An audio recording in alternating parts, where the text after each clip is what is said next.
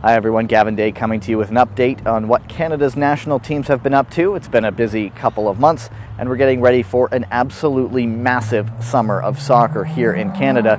So without further ado, let's get things started with the most recent news, and that's the 23 players named to Canada's women's national team that will take part in this summer's FIFA Women's World Cup Canada 2015. It was a rainy day in Robson Square in downtown Vancouver, but there was an enthusiastic crowd that came out, and there was a lot of excitement shown by both players and fans.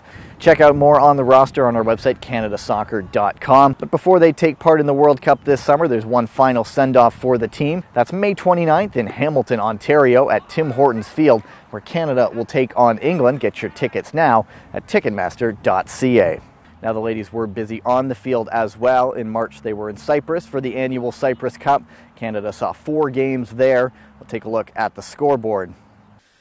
And Canada did, in fact, reach that 7th final in 8 years. After beating Scotland 2-0, they then beat Korea Republic 1-0 and wrapped up the group stage with a 1-0 win over Italy. But unfortunately, they lost in the final 1-0 to England. They then made another trip to France in April for a game in Bondoufle, just outside of Paris, against a very good French team that could be one of the favorites for this summer's World Cup. And for that, let's take a look at the highlights. France saw much of the ball early and had the best chance in the early going within the first 10 minutes when the cross comes in. Elodie Tomis in the area, but she puts her shot high. Canada gets off the hook there as she had a clear sight of goal. Canada came back with a chance in the 33rd minute. Adriana Leon with the cross into Sophie Schmidt, but the French defenders are back in numbers to snuff out that attack. But right after that, France would get the breakthrough. Off a throw in, the ball would come to Eugénie Le Sommer. She's in space. She puts it in off the post. France heads into the locker room up 1-0.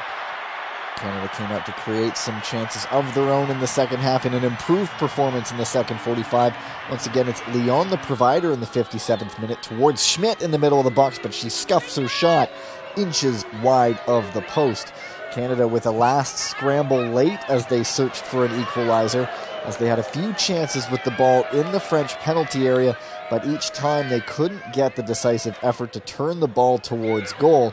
As you see the late scramble here, which was virtually seconds ahead of the full-time whistle, as Canada was frustrated at the end, but Canada does continue to show that they can hang in there with some of the best teams who are favorites at this summer's FIFA Women's World Cup.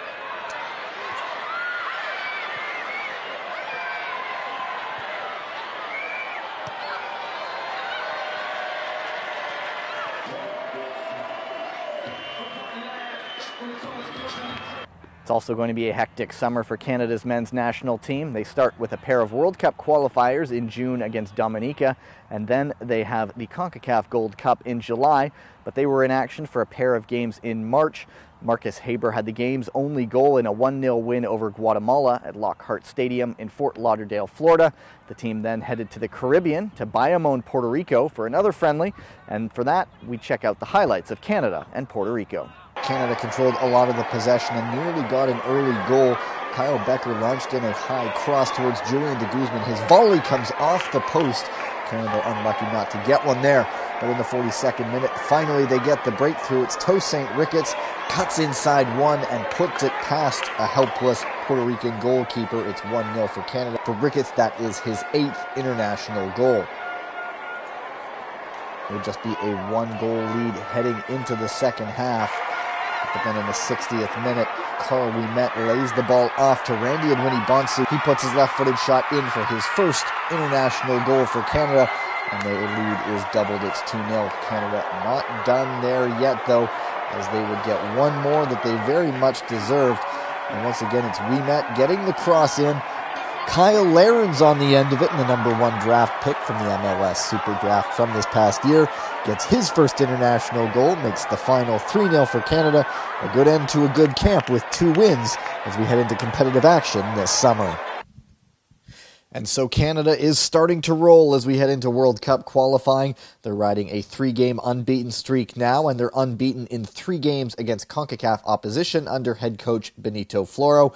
And speaking of World Cup qualifying, Canada, Dominica, June 16th at BMO Field as the road to Russia gets underway. Get your tickets at ticketmaster.ca. We hope to see as many people out there as possible. It'll be the second leg of a two-leg home-and-home series. The first leg takes place June 11th in Dominica. In February and in March, Canada's men's under-17 team was in San Pedro Sula, Honduras for the 2015 CONCACAF U17 Championship that was serving as a qualifier for the 2015 FIFA U17 World Cup taking place in Chile later this year.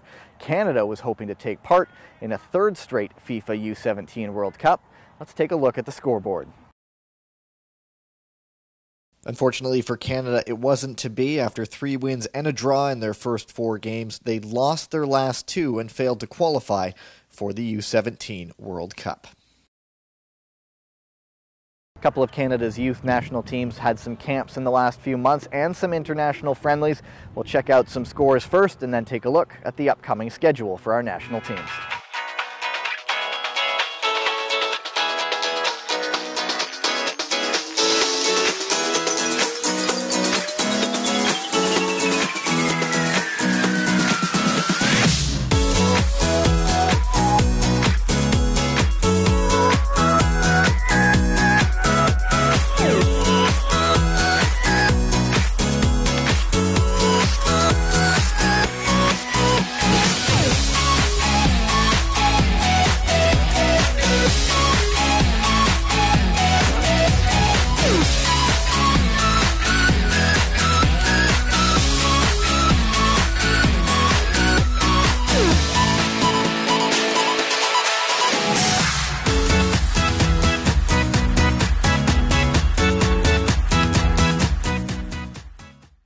So there you go, everyone. You're caught up to date and you've seen just how busy a summer it's going to be. I hope you all enjoy it. I know I sure will.